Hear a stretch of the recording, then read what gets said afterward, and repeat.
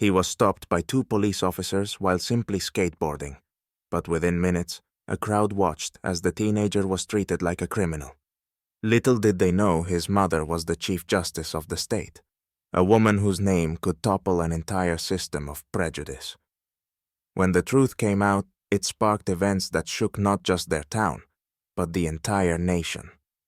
What unfolded next would stun even the most jaded observers. But let's start at the beginning. Marcus Williams, a 14-year-old black teenager, sped through a bustling park on his skateboard. His jumps and tricks drew admiring glances from passers-by. But when he tried to perform a complex stunt near the stairs of a cafe, his skateboard accidentally knocked over a trash can. The loud crash caught the attention of 2 patrolling officers. "Hey, kid, come over here!" One of them, a tall man with a harsh expression, barked. Marcus stopped, picked up his skateboard, and slowly approached. The officers blocked his path. "Got any ID on you?" the second officer asked brusquely, tapping his radio nervously. "I'm only 14. I'm just skating," Marcus explained. "Just skating?" the first officer sneered. "What's with the noise? We've had complaints about rowdy behavior." A crowd started to gather. Bystanders pulled out their phones, some recording the scene. Marcus felt his throat go dry but tried to stay calm. He remembered his mother's advice. "Don't panic. Be polite. Speak clearly." "Sorry, I accidentally knocked over the trash can. I'll clean it up," he offered, gesturing toward the mess. "Sit on the ground," the first officer snapped, ignoring his words. Marcus froze, confused by the hostility. When he hesitated, the officer stepped closer, hand moving toward his baton. "This isn't up for discussion," the officer shouted. "Hey, maybe take it easy?" a young woman in the crowd interjected, holding her phone camera up to record. "What did he do? Why are you treating him like this?" The officers glanced at each other, but ignored her. The first officer grabbed his radio. "Suspicious individual. Black, male, about 14, he said into the device, oblivious to the crowd's growing agitation. Marcus's heart pounded. He wanted to call his mother, but his hands trembled, and his voice felt stuck. The tension escalated as the officers closed in, and the crowd's murmurs grew louder. The murmurs were interrupted by a firm, authoritative voice. "Excuse me, officers, what's going on here?" A woman in a sharp suit stepped forward from the crowd. Sandra Hayes, a local attorney returning from court, fixed the officers with a piercing look. "This is none of your business, ma'am," the senior officer retorted. "This kid's acting suspicious. Might have stolen something." "Suspicious?" Sandra crossed her arms. "You haven't even explained what law he broke, or is this because he's a black teenager with a skateboard?" The officer stiffened. The crowd recorded everything, shouting comments like, "What did he do? And this is unfair." Marcus, still sitting on the ground, fumbled for his phone and dialed his mother. "Mom, I need help. The police stopped me," he whispered, his voice thick with fear. Minutes later, the sound of a car pulling up silenced the crowd. A sleek black sedan parked by the curb, and 2 figures emerged. First came Julian Hale, a prominent local lawyer. Following him was a woman in a tailored navy dress, her posture commanding, her gaze sharp. It was Lisa Williams, Marcus's mother and the state's Chief Justice. Her arrival stunned the crowd. Even the officers hesitated, realizing who they were dealing with. "What's going on here?" Lisa asked, striding toward her son. Marcus rushed to her, clinging to her side. "Your son was disturbing the peace," the senior officer began, but Lisa raised a hand, silencing him. "I am the Chief Justice of this state, and I'm watching you abuse your authority to intimidate an innocent teenager," she said, her voice cold and precise. "The bystanders' videos already document your bias. Do you have evidence of his wrongdoing? Or are you acting solely based on the color of his skin?" The officers faltered, unsure how to respond. The crowd cheered Lisa on, their support emboldened. "I demand your names and badge numbers. This will be investigated," Lisa continued, her tone leaving no room for argument. The senior officer mumbled about a misunderstanding, but his authority was clearly shattered. Cameras captured everything. and the footage began spreading online in real time. "We're leaving, son," Lisa said, helping Marcus to his feet. Turning to the crowd, she added, "Thank you all for standing up against injustice. Let this be a reminder of why we must hold power accountable." As Lisa's car pulled away, leaving the stunned officers behind, the crowd dispersed, their conversations buzzing with the weight of what they'd witnessed. Meanwhile, the videos were already making waves across social media, setting the stage for a nationwide reckoning. The next day, the incident involving Marcus went viral.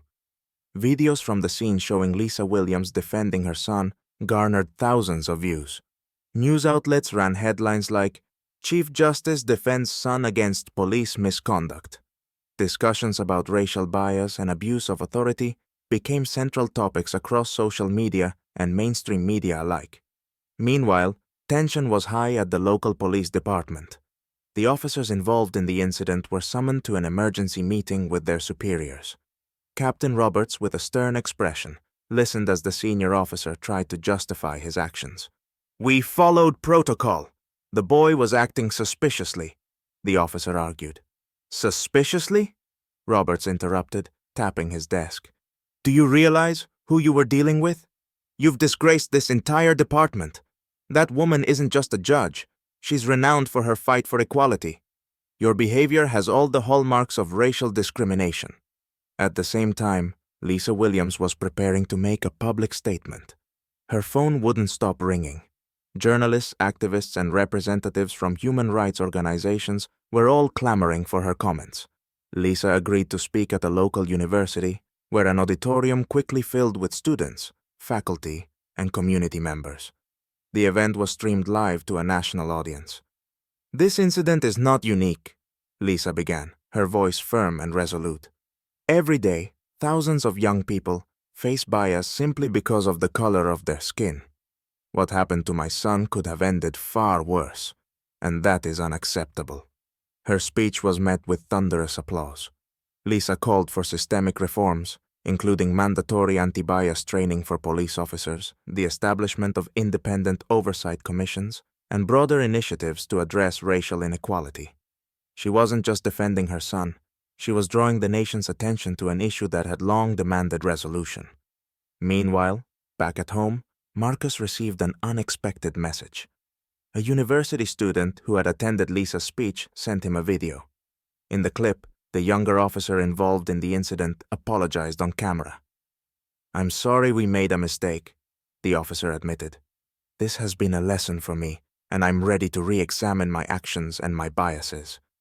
Marcus showed the video to his mother. Lisa nodded approvingly but said, "Words are only the beginning. We need action." Soon after, the police department announced the implementation of new training programs aimed at combating bias. Lisa insisted that these changes be made public so the community could hold the department accountable. But this was just the first step. Lisa knew the fight for justice would be long and difficult. Still, in that moment, she felt a deep sense of pride, knowing her voice was beginning to change the system. A week after the incident, the events continued to gain momentum. Media coverage expanded beyond the confrontation, focusing on Lisa Williams's actions and the broader societal issues her stand highlighted. She organized public hearings, inviting experts, activists, and law enforcement representatives to discuss racial discrimination in policing. Her determination and leadership quickly positioned her as a key figure in a growing national movement for police reform. The officers involved faced serious consequences. The senior officer was temporarily suspended pending an internal investigation. The younger officer, who had recorded his apology, voluntarily joined educational programs for police officers to share his experience and promote awareness about racial bias. At school, Marcus also felt the ripple effects of the incident. Initially, he worried about being mocked or overly scrutinized, but many of his classmates approached him with words of encouragement. "What your mom did was amazing," one student said. "You were brave to stay calm through all of that," another added. His teachers praised him for his composure, and his civics teacher invited him to share his experience with the class. "It was scary," Marcus admitted honestly to his classmates. But I learned how important it is to speak up for yourself and for what's right. If we stay silent, nothing changes." His words earned a round of applause. After the lesson, several minority students approached Marcus to share their own stories of injustice. Inspired, Marcus decided to start a school club, where students could learn about their rights and discuss how to combat discrimination. The city began to see tangible changes. The police department announced a partnership with civil rights organizations to develop new community outreach and anti-bias training programs. They invited Lisa to act as a consultant in designing these initiatives. Her mission was clear: to ensure that no other teenager would endure what Marcus had gone through. In the final weeks of the year, Marcus and Lisa stood together on stage at a citywide rally for justice and equality. Marcus, speaking first, introduced his mother with newfound confidence. "My mom always taught me to stand up for what's right," he said. "What happened to me wasn't okay, but it's become an opportunity to make things better for everyone." The crowd cheered as Lisa took the podium. "This fight is not about one family or one city," she declared. "It's about the values we hold as a society. Every person deserves dignity, respect, and justice. Together, we can create a world where no child has to fear those who are sworn to protect them." Her speech inspired communities across the nation to rally for change. For Marcus and Lisa, the ordeal marked the beginning of a lifelong commitment to advocacy. That evening, as they returned home from the rally, Marcus looked up at his mother. "Do you think we're really making a difference?" he asked. Lisa smiled and placed a hand on his shoulder. "Change takes time, Marcus, but every step we take brings us closer to a better world."